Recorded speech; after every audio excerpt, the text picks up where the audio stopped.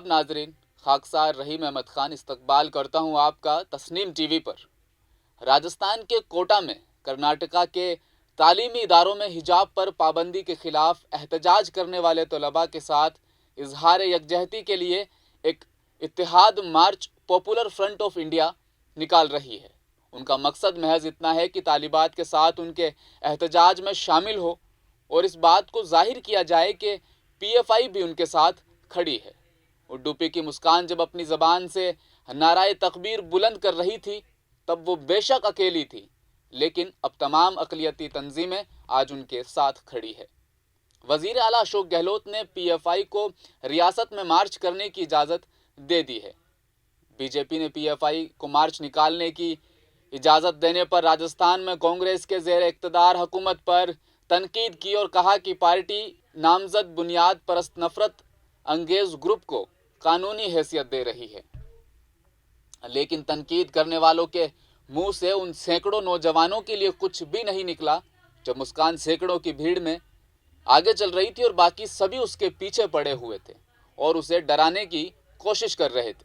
कैसा महसूस हो रहा था आपको? मैं जब गई वो मुझे ऐसे बोले कि इधर ही बुर्का काट। मुझे बहुत गुस्सा आया था, बहुत डिसअपॉइंटेड थी मैं कि कितना मतलब ह्यूमैनिटी में एक अकेली लड़की इतनी लड़के और मुझे बोल रहे इधर ही बुर्का काट।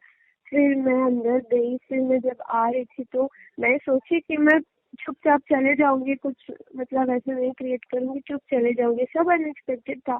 मैं ऐसे घूर के ऐसे चले जाने वाली थी, वो लोग मेरे सामने मुंह के सामने आए थे और बोले जय श्री राम बुर्का काट, ऐसे शॉल वगैरह हिलाते रहे। तब मैंने आवाज डाली कि अल्लाह अकबर। मैं जब अल्लाह अकबर बोली तो कुछ कम्युनिज्म का कुछ है नहीं वहाँ। मैंने सिर्फ मेरे अल्लाह को याद किया ताकि मेरे अल्लाह मुझे ताकत दे, बस इसलिए मैंने मेरे अल्लाह का नाम पुकारा।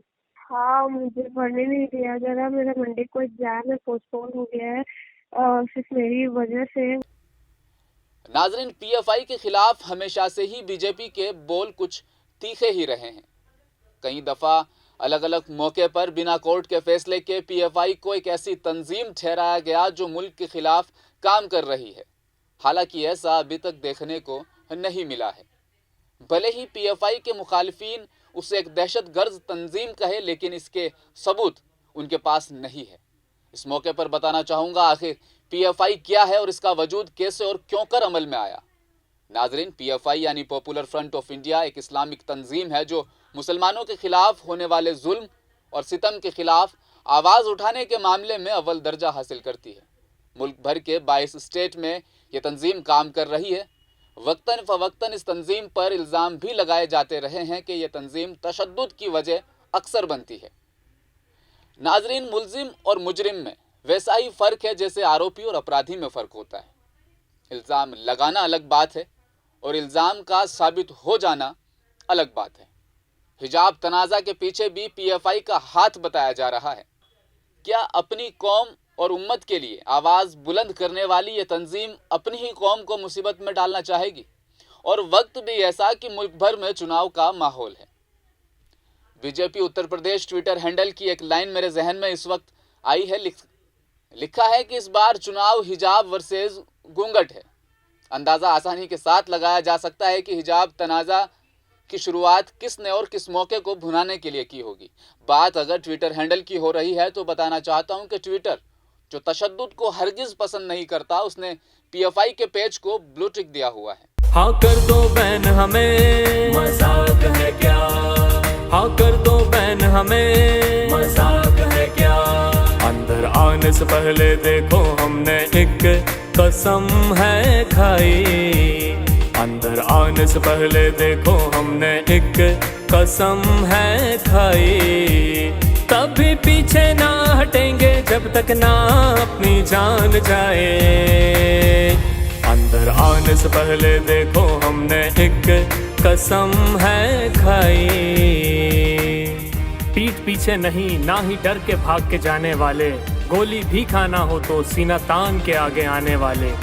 बिना सबूत गिरफ्तार करने आए देखो थाने वाले। जहाँ भी हाजिर है नहीं डर के पीछे जाने वाले। पीएफआई को लेकर अभी एक बयान शहजाद पूनावाला का भी सामने आया है। पीएफआई को मकबूल बनाने और उसे कानूनी हैसियत देने के लिए अपने हालिया नुक्ता नज़र में राजस्थान हुकूमत ने कोटा में एक मार्च निकालने की इजाज़त दे दी है,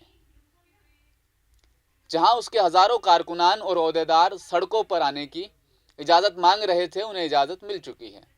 लेकिन शहजाद साहब आज हैरान होंगे कि यह मार्च तो पुरअमन तरीके से अपने मकसद में कायम हुआ। मुझे लगता है शायद शहजाद साहब सिर्फ यही जानते थे कि जो सड़कों पर आते हैं वो सिर्फ तशद्दुद को पसंद करते हैं। लेकिन पीएफआई का मकसद एक नेकी का था, ना कि दंगे और फसाद का। साथ ही शहजाद पूनावाला ने यह भी कहा कि कांग्रेस का हाथ टुकड़े टुकड़े गैंग के साथ है।